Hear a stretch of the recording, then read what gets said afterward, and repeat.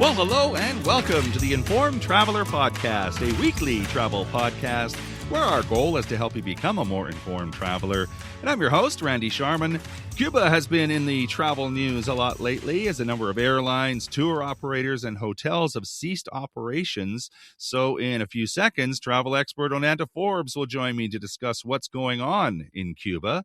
And then we'll chat with the Vice President of DCI, Development Counsellors International, as they've recently released their fourth edition of the Capturing the Canadian Consumer Study. So we'll dive into the numbers to see where Canadians are going and why. But first, let's kick things off chatting with travel expert Onanta Forbes, who joins us each week to discuss the latest travel news, trends, and travel tips in general. You can follow her on Instagram, Facebook, and X at Onanta Forbes. OnantaForbes.com is her website. Hello, Onanta. How are you? I'm well, thank you. Cuba, been in the travel news for quite a while now. It seems like there's a different story every week with companies not flying there anymore, abandoning their leases, and the list gets longer and longer every day. So what have you heard from your colleagues and those in the travel agent world? So right now, the biggest headline is that major Canadian airlines and vacation companies have suspended operations to Cuba indefinitely. Air Canada Vacations, Air Transit, WestJet Vacations, and Sunwing Vacations groups have all announced cancellations or suspensions of flights and vacation packages to the island.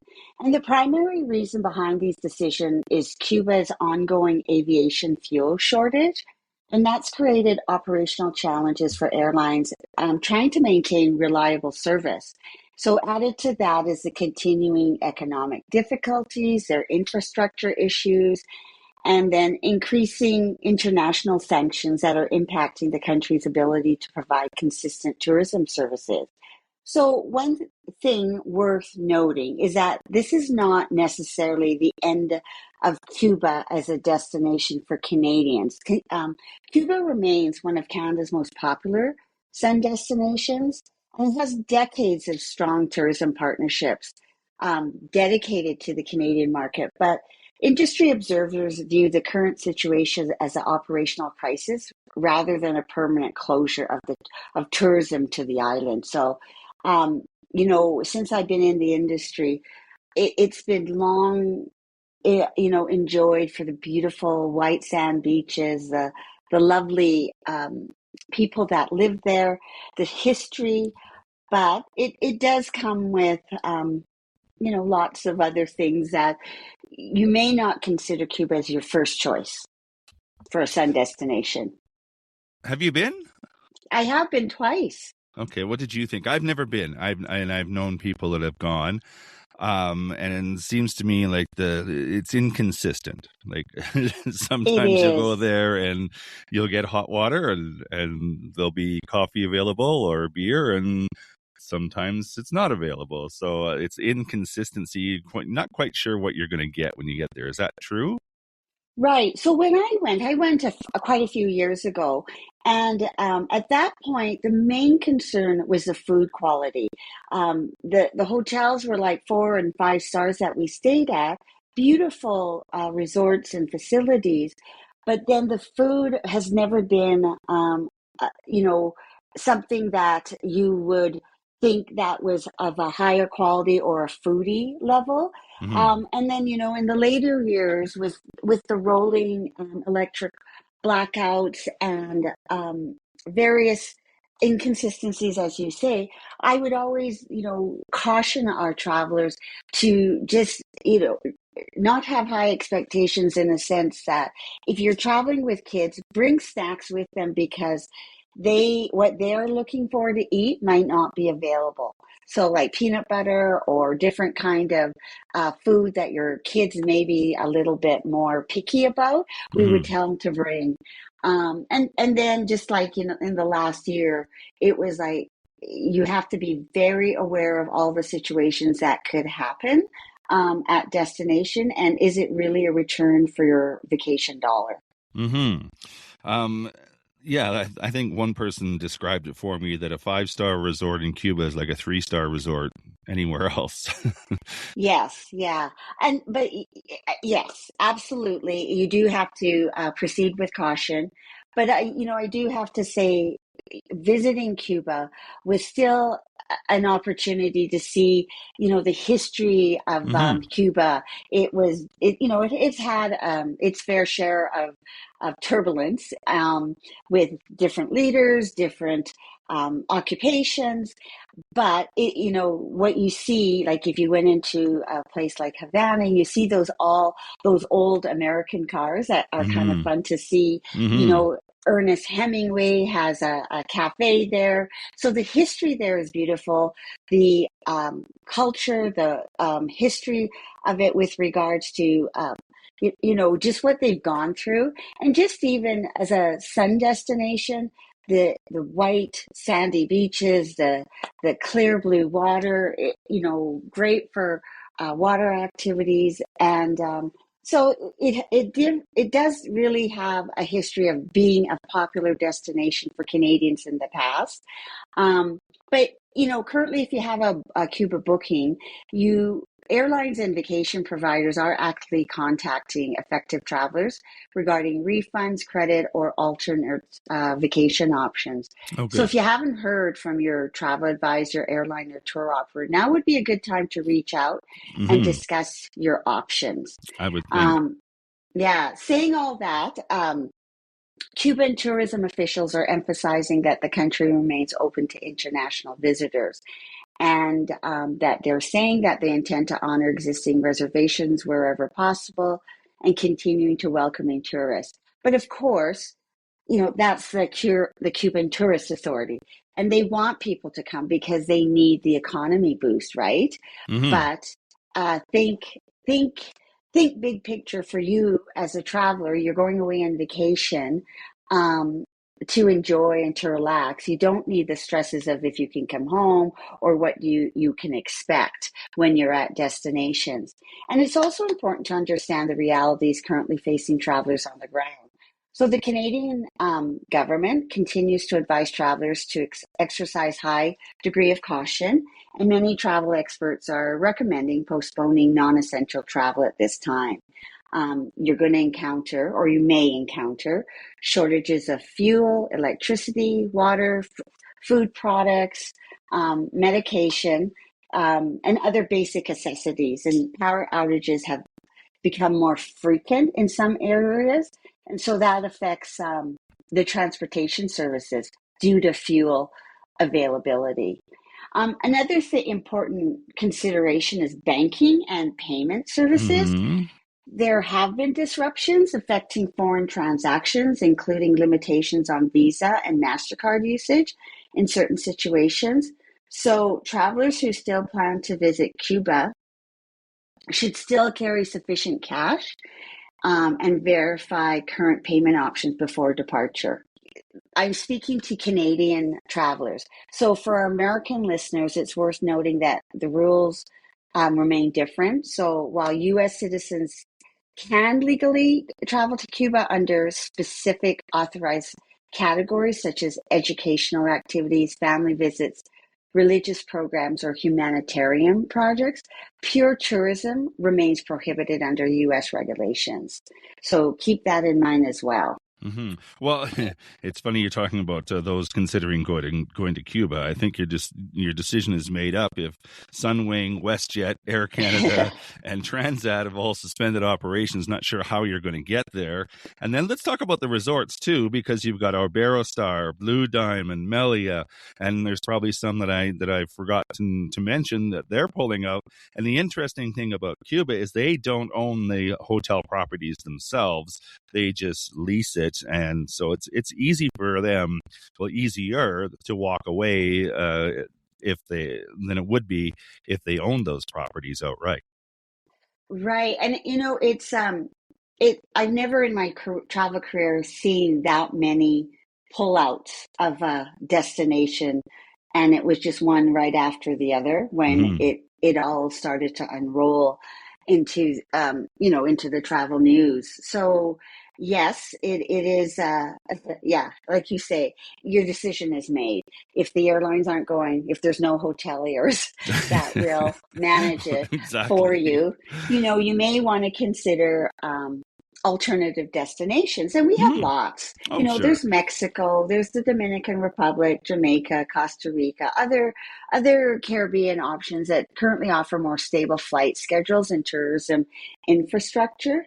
And Mhm. always the best advice is to work closely with a trusted travel advisor, and they can and will monitor developments, review cancellation policies, and help you navigate alternative vacation plans if necessary. And Mhm. the situation remains fluid, and we can continue to expect additional updates from airlines and tour operators, as well as the Cuban authorities in the coming weeks. So it's I think the best thing, if you have future plans, stay informed, remain flexible, because that's the best approach right now. Mhm. And I would definitely look at. You don't want the stress when you're going on holidays. You No. just want to know There's you're enough going. stress as it is. We don't need to add to it.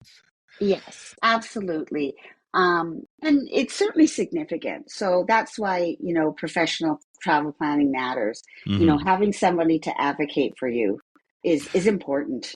True. And, obviously there's politics involved in this, and we're not going to go down that route, but that is the reasoning behind many of especially the hotel operators pulling out, the political decisions going on in the U.S. and things like that we don't need to dive into. Not our realm anyway.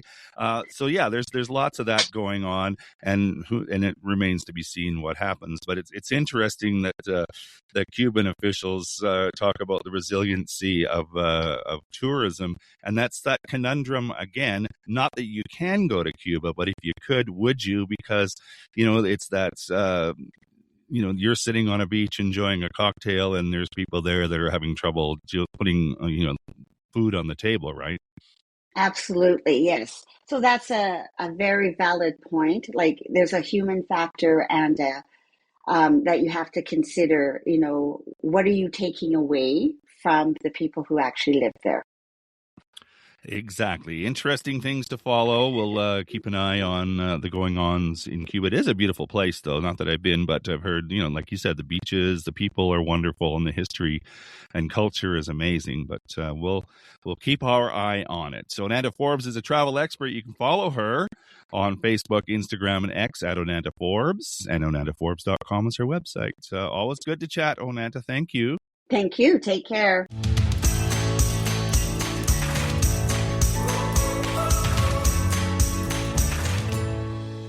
This is the Informed Traveler Podcast. I'm Randy Sharman. Just want to remind you of our website, theinformedtraveler.org. That's where you'll find our contact page if you have any questions or comments about the podcast. You can also email me, too, with any questions you might have. My email address is randy at theinformedtraveler.org. You can check out our social media pages, too, at facebook.com/informedtraveler, Instagram at Informed Traveler, or on X at Informed Traveler.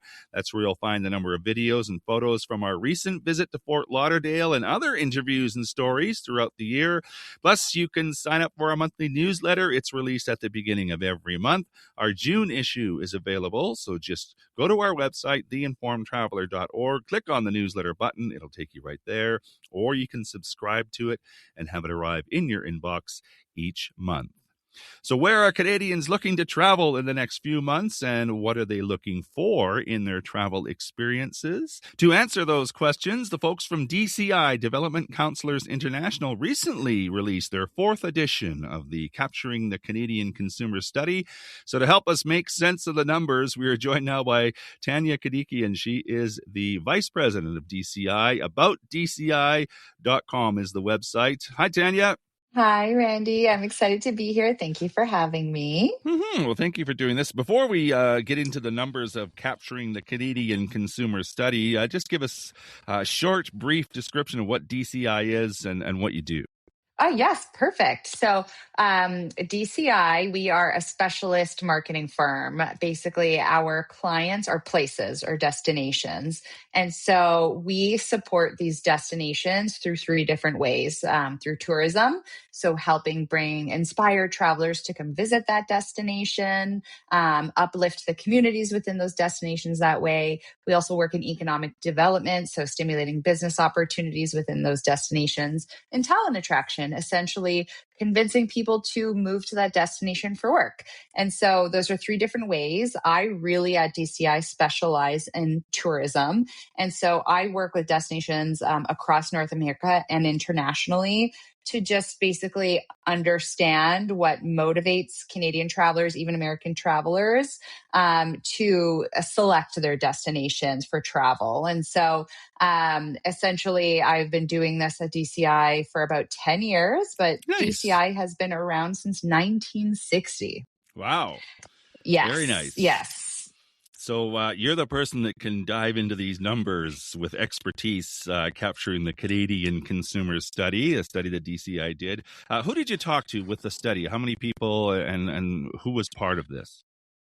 Yeah, it's a great question to ask. So I would love to preface it by saying this is actually our fourth edition of Mm-hmm. Capturing the Canadian Consumer. So we have conducted this study every 3 years since 2017. And so this year's study, we surveyed more than 1,500 Canadian travelers from across the country.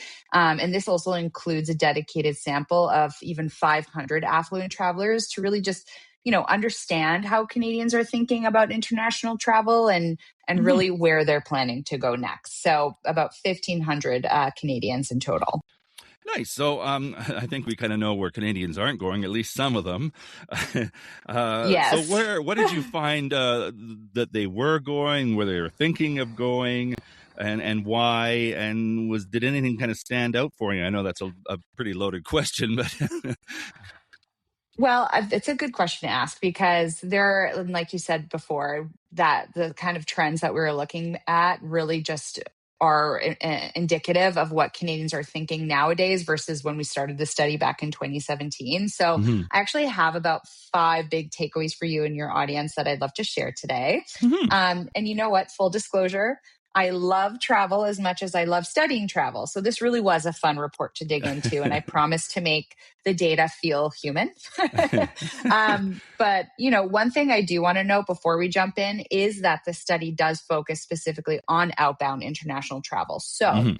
it doesn't actually look at domestic travel, so within Canada. And I Mhm. know, like myself, Canadians absolutely love exploring their own backyard, and we are seeing plenty, of enthusiasm for domestic travel as well. But Mhm. what we looked at and what we'll talk about today is really about how Canadians are approaching travel outside and how those behaviors have actually shifted. Yeah. And, honestly, when we looked at the data, what struck me the most wasn't that Canadians are traveling less. They're not. Canadians remain incredibly passionate travelers. What's changing is where they're going now and what they're looking for, but also how they're making those decisions. So, some of the data surprised me despite my own expertise in travel marketing. So, I'd love to dig into that. And the first big takeaway, Randy, is what you kind of alluded to, is that there is a decline in interest in US travel. That is very real. Back in 2023, we learned from our Canadian sample then that about 40% were considering a trip to the United States within the next 18 months. And today, that is down to just 21%. So Mhm. almost half a decrease since 2023. Now, we fielded this research during the period of heightened tension between Canada and the US. There were tariff discussions, political rhetoric, broader conversations around that relationship between our two countries. And what's fascinating is that we're seeing that impact show up not just in sentiment, but in the actual traveler behavior as well. So Mhm. border crossings are down, air travelers is down, and airlines are adjusting their capacity accordingly. We're hearing it on the news a lot, right, with Air Canada, for example. Mhm. But one thing that's really important to note is that Canadians haven't actually stopped traveling despite those numbers for the US. Canadians love traveling. What we're seeing is they're redirected to where they're going. So 3 years ago, a lot of Canadians may have defaulted to a Florida beach vacation or, a city break in New York or golf tripping in Arizona. Today, they're looking around and saying, what else is out there? And so what we're seeing is Europe, Mexico, and the Caribbean really benefit from that. So the Caribbean leads all future travel consideration at 37%. And what's next is Western Europe at 31%. And Mexico has actually climbed to tie with consideration, just like in partnership with the US at 21%. And honestly, as a traveler myself, like I said, I get it. You think about being able to spend 2 weeks, wandering through Italy, sitting in a piazza in Rome. Maybe you're exploring the coastlines of Portugal, eating your way through Spain, world-class museums that you have in Paris or in Amsterdam. So Canadians are actually willing to travel further now for those kinds of once-in-a-lifetime experiences. So this is particularly true amongst affluent travelers as well. And as I said, it's the Caribbean. They're the ones who are performing incredibly well. Let's be honest.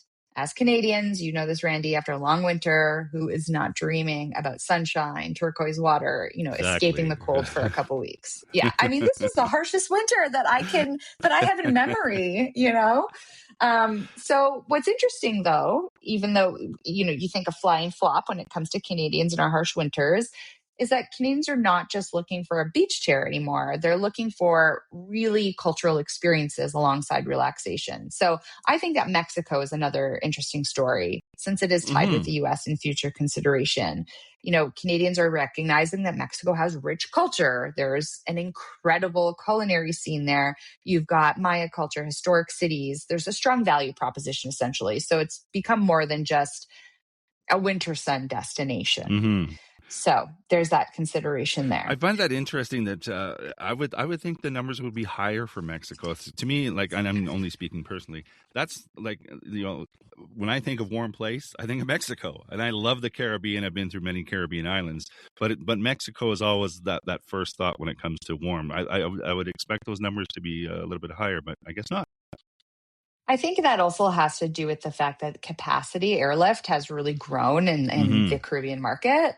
And so we're seeing a lot of Caribbean destinations recognize the fact that there is such an opportunity with, travel considerations being a little more down in the US and trying to really activate on that. And so incredible amounts of marketing going into Canada now from the Caribbean. We're seeing a lot with Barbados, we're seeing Jamaica, and even some of those smaller or lesser known kind of destinations like Anguilla, for example, who are really putting themselves out there. And so, yeah, the Canadians are hearing it, and the consideration is now becoming stronger for Caribbean travel. And I think Mexico, has a lot to offer there, but as I said, it's not so much about their beach. It's really about that cultural immersion. And so that segment of Canadian travelers are what is, being activated on. But and maybe it's they're looking for something different too. Like if you're thinking you've been to Mexico so many times, why not try something different like the Caribbean? And if it's easier to get there, why not, right? Exactly. And well, the third big trend is actually that Canadians are traveling further. So they're traveling further, they're staying longer, and they're spending more.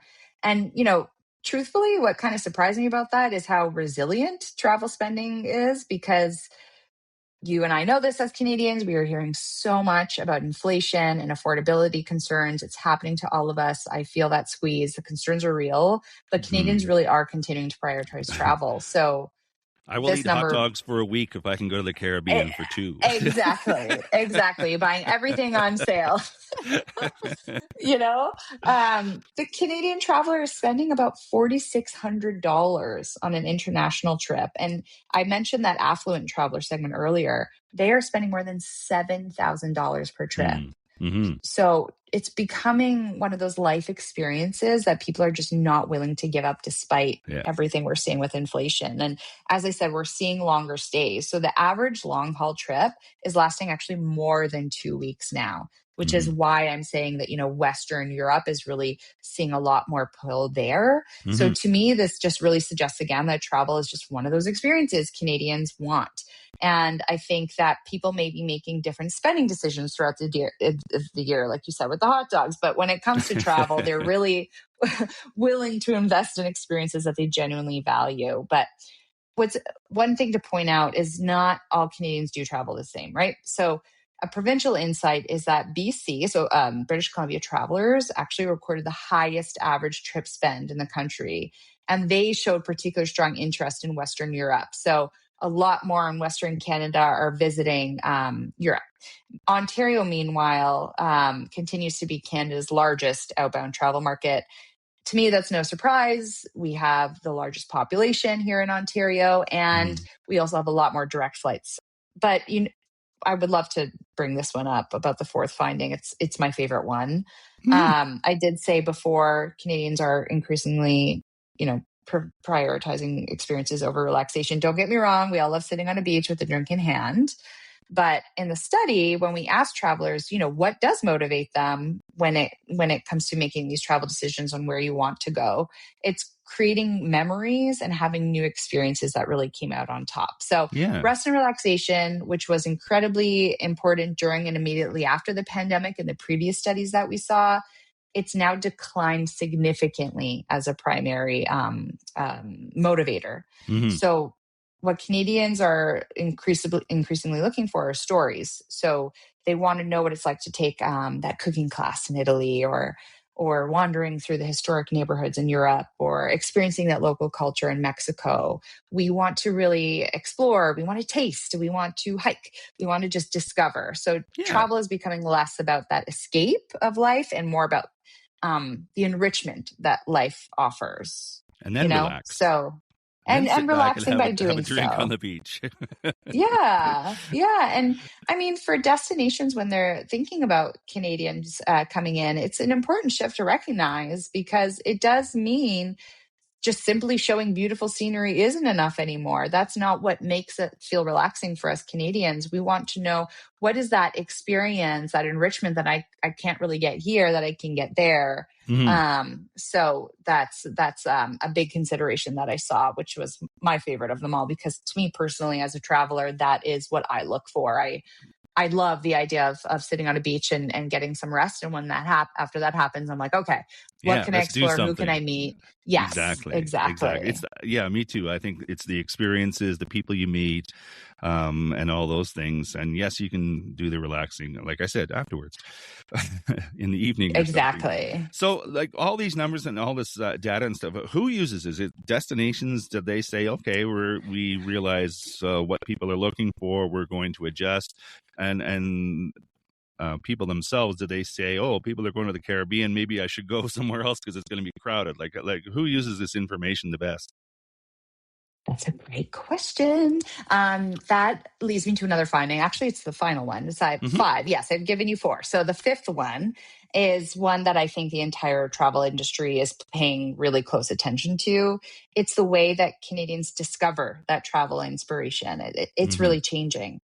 Word of mouth remains the most influential source. So you are going to be inspired, Randy, by what your friends have told you, what your family's telling you, what they're posting about, when you're having a barbecue with them, that life experience they had last summer, what they're planning on. That's still incredibly powerful when it comes to inspiring your travel decision. And general internet search does remain important as well. The internet is here. But what stood out this year, and I think is actually probably my favorite stat from the study, not my favorite theme, but my favorite stat, was the rise of social media and that emergence of AI as being that travel planning tool. 3 years ago, so the last study we did, AI was not even part of the conversation. We didn't even look at it, right? Today, nearly 1 in 10 Canadians say they're already using AI tools for travel inspiration. So I know people who are literally asking ChatGPT, I'm not giving away myself, but plan me a 2-week itinerary through Portugal. They're asking Chat that. Or maybe what's a destination that's similar to Italy, but less crowded.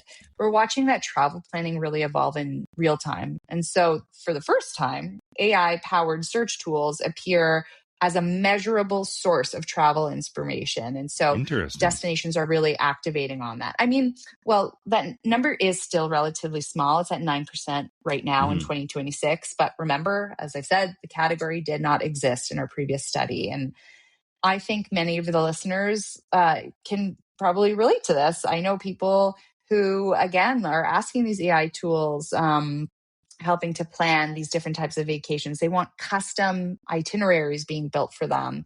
And the tourism industry spent years learning how to show up on Google. So I think that the next challenge for us as an industry may be learning how to show up in AI generated recommendations. So that is Well, basically where you've we're just seeing that shift happening. you've just raised the ire of many travel agents by saying AI. People are looking at AI to plan their trips, but Yeah, it's difficult from what we know and what we practice right now is the fact that AI is pulling content out of websites, out of stories, out of earned media, mhm. essentially. And so it is so incredibly important to continue looking at what, travel writers have shared on their own experiences and content creators and bloggers, because AI is not making this up. It's pulling those who've had these experiences, who are credited voices in the industry. So travel agents who share this content online, this is all being pulled from them and helps to revert back to that agent. And if, I can be remiss not to say this, but you absolutely should never just use at this stage, in 2026, just Agreed. AI as a travel Yes. source. It Yes. doesn't always It's get a its good starting information point. correct. It's a good starting Yes. point, I think. Yeah. Yeah. For some recommendations, but absolutely working with the people who are stakeholders in this industry, those travel agents, those tour operators, Mhm. reading stories from media across, the Globe and Mail, Listening to Toronto Star, podcasts. listening to podcasts like this one. And And their guests. podcasting has gone up incredibly as in travel, in the travel industry. And so that's becoming a growing place. People, want to almost, just kind of like while they're cooking, just sit back and Yeah, listen to some travel inspiration. And so it is exactly. really smart to gather your travel inspiration this way as well. I would be curious to know, and there's probably isn't any numbers on this, but just curious, any follow-up numbers, like people who say they are interested in going somewhere actually follow through with a booking. You know what I mean? It's one thing to say, yeah, I'm thinking about going to the Caribbean, but did they actually do it? And I'm pretty sure there's probably not any follow-up numbers, but I'd be curious to know, like, how many people actually do follow through with it. That is a great question. This study is very much about travel inspiration on where Canadians are thinking of booking to really try Mm-hmm. to understand the behaviors that's shaping. But we do actually get those results through various different accredited agencies and boards that share, especially with Canadian outbound travel. We do have access to what those numbers look like over time. Mm-hmm. And so, the destinations that I work with get access to that information year over year. And so we basically understand, how did this happen? How can we continue to see an upward trend or even a downward trend? Mm-hmm. What types of travelers are they? We can really dig into the segmentation of what these travelers are to better understand the behaviors of what's happened to figure out what's ahead. And so this study is super important. If I had to summarize the study in one sentence, it would really just be, Canadian travelers haven't fallen out of love with travel.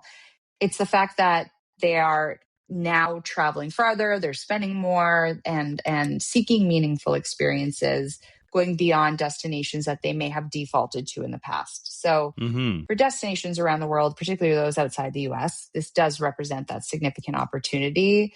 And for travelers like you and I, it means we're entering an exciting period where we're becoming more adventurous, we're more intentional about where we're going and how we're spending our money.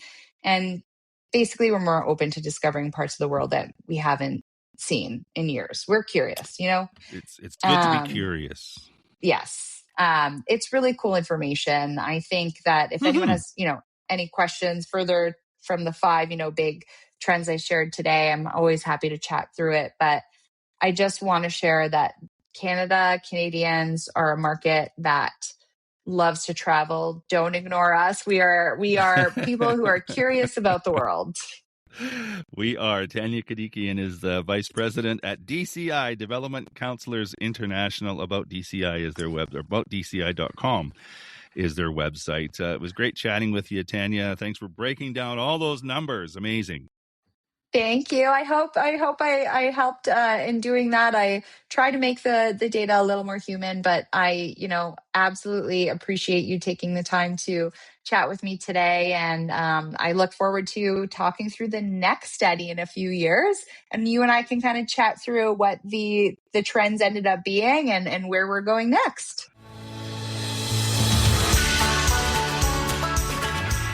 And that is our show for this week. If you have comments or questions, we'd love to hear from you. If you have a show idea, send that along as well. My email is randy@theinformedtraveler.org. And if you like what you heard, tell a friend. You can check out our website too at theinformedtraveler.org.